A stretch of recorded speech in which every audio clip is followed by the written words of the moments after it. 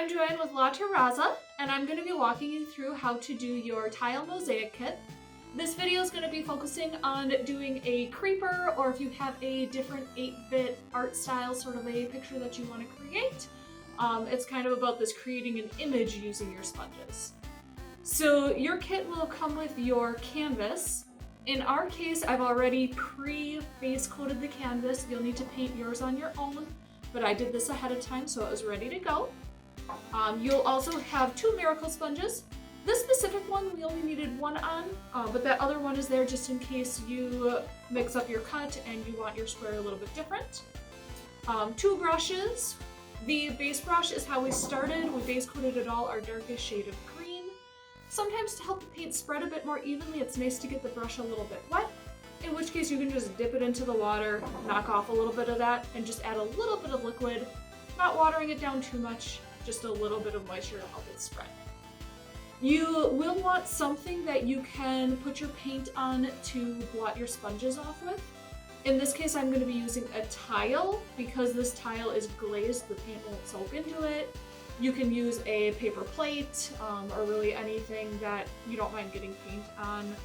Acrylic paint does stain clothing or other porous things, so you don't want to put something that's real sentimental or that you care about, but something you can blot paint on is good. Okay, so first thing we're going to be doing for this particular image is dividing our canvas into quarters. If you want to get out a ruler and measure, you can, but honestly, eyeballing it is just fine. So I'm going to go about halfway through and halfway through. That's close enough. I'm doing this in chalk because chalk washes off of a dry canvas very easily. After it's completely done being painted, you can just wipe that away. So now we're going to take our miracle sponge, which is compressed, and we're going to cut this to be the shape that we want. Now in the case of our 8-bit artwork, everything is squares. So really we just need to square this off a little bit. So I can tell it's a bit longer this way than that way. So I'm just gonna cut that.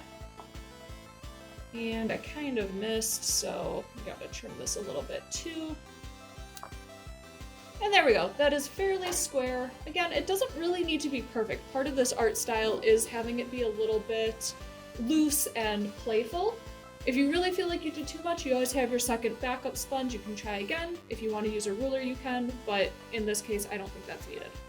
So now here comes the fun part. We take this compressed sponge and we dip it into water, and it starts to expand, and it comes out as an actual sponge.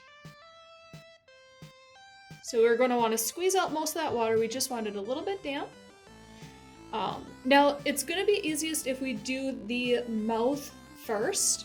So if we look, this is the dividing line in between that top of the mouth and the 4 squares below. So I'm going to take my black paint.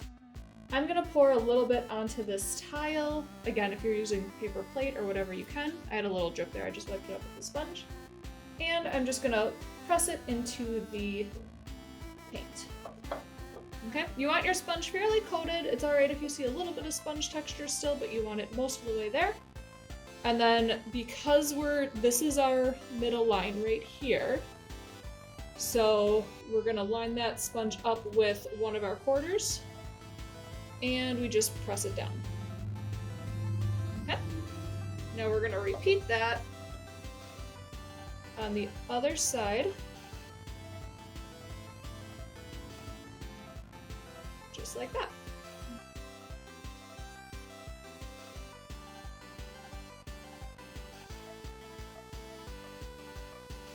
This goes 4 across. Now here I have a lot of paint on the sponge, so I'm doing it twice in a row without redipping. You just kind of eyeball it. That's still really thick. You don't see a lot of texture. So I feel like I can get one more in there. And again, they're not all going to look exactly the same. You're going to have some that are thicker, some that are thinner, some that spread out a little bit more. That's part of this mosaic style, is embracing some of those imperfections. So our creeper smile has 2 rows of 4 going across, and then it just has our little frowny face. So we gotta put one down in either corner. Okay. Now I want to finish with all of my black before I move on to the green, so I'm going to go ahead and do those eyes. And this part, we want to make sure we're leaving a spot here. So it goes corner from this one. And you just press it in. And his eyes are a 2x2 square, so 4 sponge presses, making a square.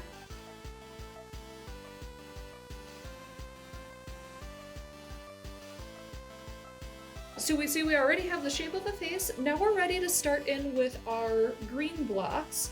So this needs to be cleaned. I'm going to do that just by dipping it into the water cup, giving it a few squeezes.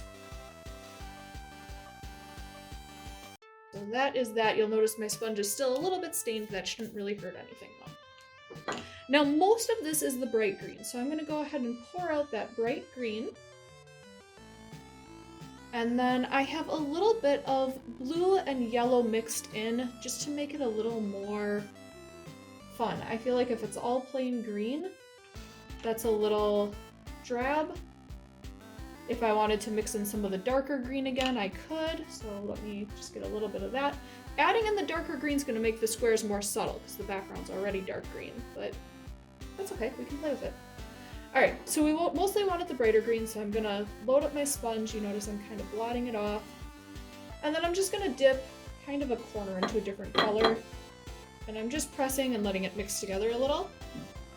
And I like filling in those spots first. So we had a spot over here that needed to be filled in. I'm gonna put a little bit of yellow in it this time, just so that each square is a little different. And I'm gonna fill in this other side.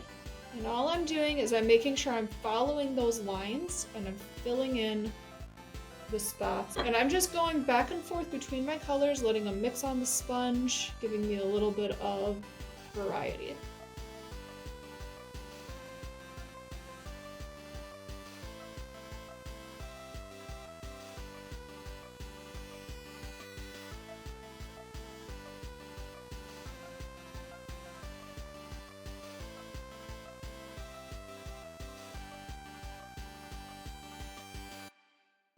Now I still have that white line showing, but after I let this dry completely, either use a hair dryer on it or let it sit for a couple hours.